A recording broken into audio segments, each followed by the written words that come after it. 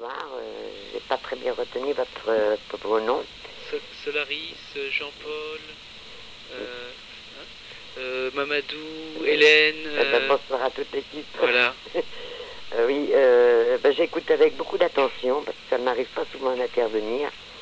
Et là, je vous reçois 5 sur 5. Ce qui est important, parce que bon, vous avez parlé de tunnels, de trucs comme ça. C'est pas... Moi, j'ai vécu ça. Parce que je crois quand on parle des 11, ceci, 11, cela, je crois qu'on parle mieux de son propre vécu. Et pendant très longtemps, pendant des années, j'ai vécu justement dans une espèce d'état de mal de vivre, tout en voulant bien vivre. Et en étant convaincu que j'étais attaché à des valeurs et à des idées reçues. Et je pensais être dans une sorte de ligne de droite. Et j'étais toujours mal, ça n'allait pas. Et puis ça a été de plus en plus mal. Et puis les circonstances ont fait que, bon, j'ai rencontré des gens. Et je dis toujours que finalement, quand on vient au monde, on n'a pas le mode d'emploi de la vie.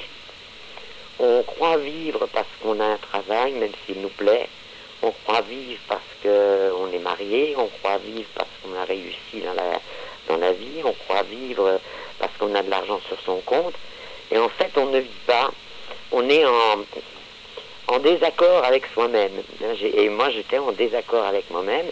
Il y avait quelque chose qui faisait que j'avais l'impression d'être deux.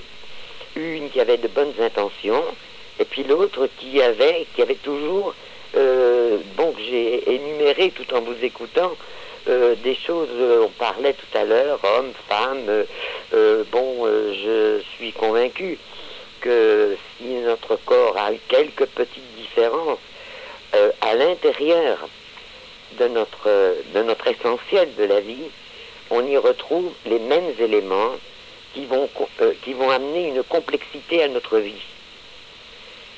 Et je pensais paresse, par exemple, la crainte, la frustration, la timidité, la colère, le ressentiment, le perfectionnisme, la culpabilité, la critique, l'envie, la jalousie, la malhonnêteté, la susceptibilité. Moi, par exemple, j'étais vraiment ignorante que j'étais susceptible. Je souffrais beaucoup, je me sentais moi je me disais hypersensible. Je voyais pas la susceptibilité là-dessus. Et puis, je crois que ce qui est extraordinaire, c'est de rencontrer sur son chemin des gens vous avez parlé d'éveil tout à l'heure.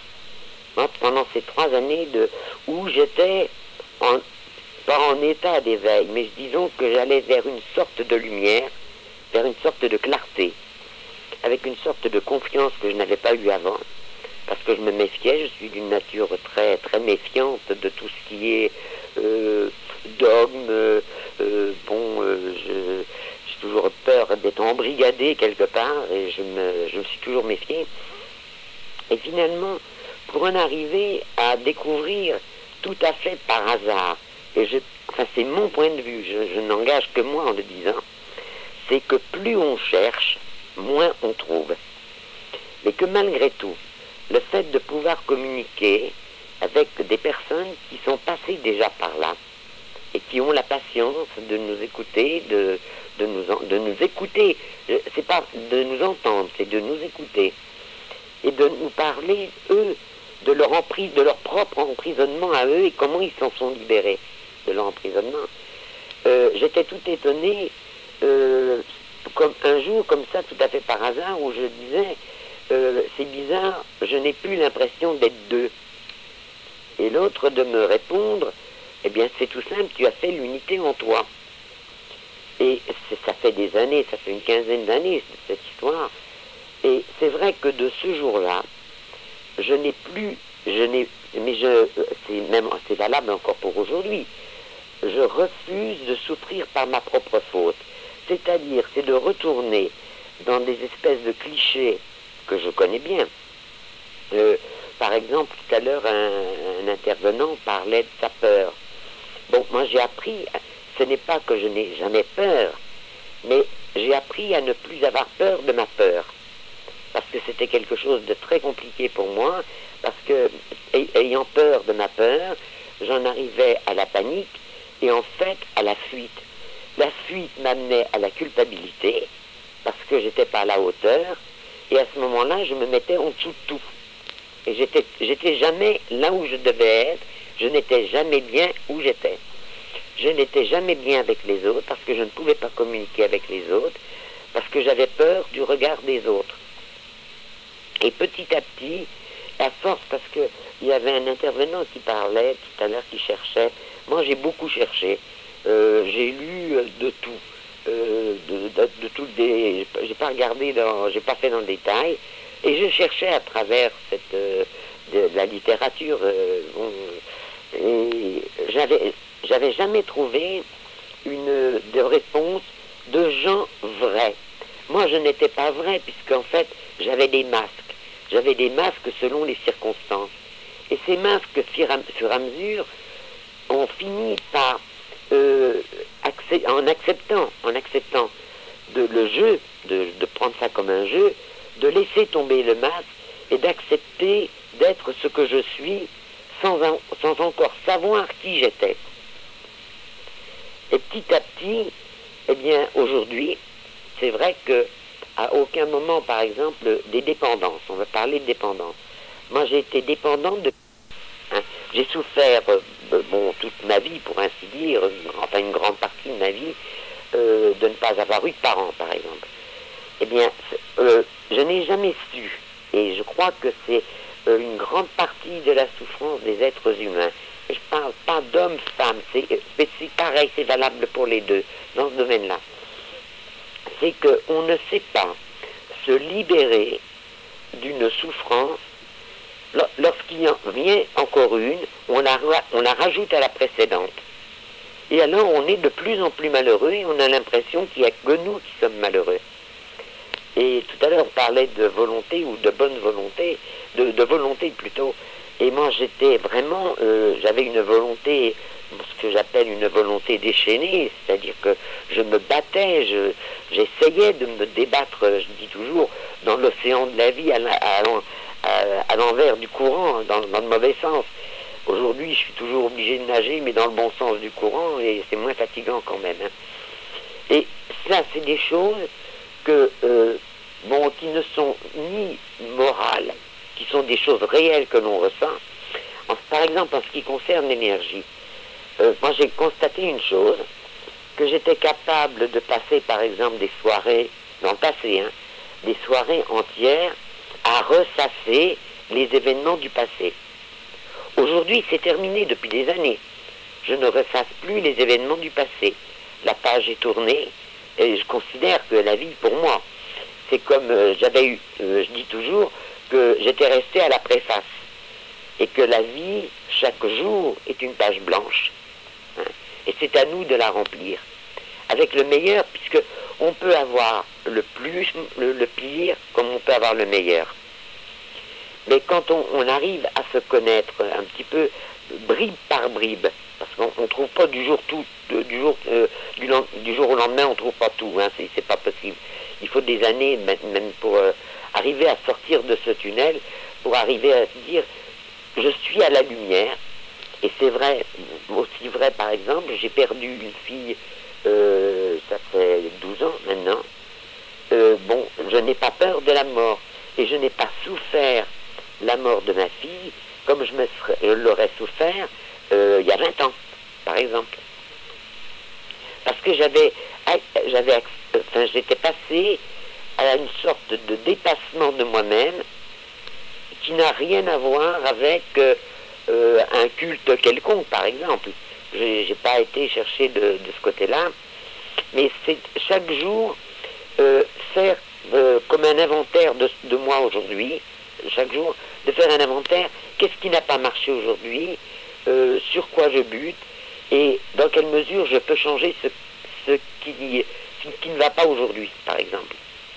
Alors, ça ne veut pas dire, par exemple, en ce qui concerne le perfectionnisme, par exemple, eh bien, moi, ça m'a amené énormément d'empoisonnement, ce truc-là. parce que je ne savais pas que je l'étais, je l'ignorais totalement, et je souffrais de quelque chose que j'ignorais. Alors j'empoisonnais tout le monde avec ça, et puis alors comme les autres, eh bien mon Dieu me renvoyait un petit peu ma façon de faire, ne serait-ce que mes propres enfants d'ailleurs, parce que j'étais exigeante avec eux, eh bien je retombais dans une sorte de pauvre de moi, et en même temps une sorte de culpabilité, parce que je me sentais toujours coupable de quelque chose. Alors, par exemple, je me croyais, j'ai toujours été, il y avait un truc qui était assez drôle, que j'ai revu avec le temps, parce qu'on peut revoir sa vie comme ça fonctionner. Il y avait un truc qui était très drôle, c'est que j'étais toujours en attente de quelque chose pour être heureuse. Or, je ne savais pas que d'attendre, eh bien, ça mange ça brûle de l'énergie. Et cette énergie qui est brûlée dans l'attente de ce qui va se passer dans 1 an, dans 2 ans, dans 3 ans, ou même plus tard, eh bien cette énergie n'est pas disponible dans le temps présent. Et à ce moment-là, je suis fatigué parce que toute mon énergie a été consommée sur autre chose que je ne pouvais rien faire, sur lesquelles je ne peux rien aujourd'hui. Alors voilà, je vous écoutais et ça me fait penser à tout ça. J'ai dit tiens, j'ai passé un petit coup de fil. Ça peut peut-être aux auditeurs qui écoutent, peut-être leur ouvrir les yeux sur quelques petites bricoles qui sont toutes simples, mais qui ne s'apprennent pas forcément dans des livres. Je crois que c'est quand on a la chance de rencontrer des gens qui savent parler d'eux, qui cessent de jouer les rôles. On ne joue plus de rôle, on est ce qu'on est, avec nos petites faiblesses, et puis nos beaux côtés, parce que bon, aujourd'hui, je me voyais toute noire, ou alors j'étais la mieux, mais personne ne me comprenait. Donc ça n'allait pas. Eh bien aujourd'hui, j'accepte d'être ce que je suis ni en dessous ni au-dessus, disons que me trouve moi maintenant à ma place. Mais ça demande pour moi, ça demande une discipline quand même assez quotidienne, parce que je ne peux pas me laisser, j'aurais une tendance innée, on ne choisit pas quand on vient au monde, on ne choisit pas ses traits de caractère. Et je sais que de nature, j'ai une nature pessimiste, c'est-à-dire que j'aurais plutôt tendance à aller vers les choses que c'est perdu d'avance. Alors, il a fallu travailler beaucoup pour moi, il a fallu que je travaille beaucoup pour arriver, non pas à avoir une confiance en moi absolue, parce que ça, c'est pas... mais à essayer de faire confiance à la vie.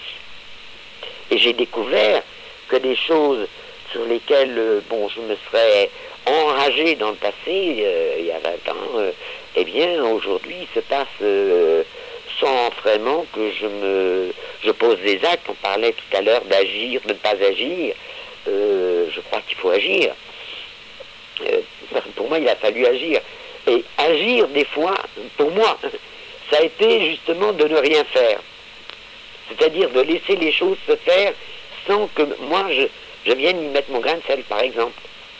Françoise Françoise Oui. Oui. Merci de ce qui est dans ton expression. Et j'ai une question. Qu'est-ce qui fait que l'être humain, justement, se retrouve dans toute cette complexité que tu as énoncée à travers de nombreux exemples et de façon très fluide? Qu'est-ce qui fait que l'être humain se retrouve dans ce jeu des conflits et cette difficulté à laisser le fait être tel qu'il est, tel que toi-même tu nous le rappelles? Quel est cet agent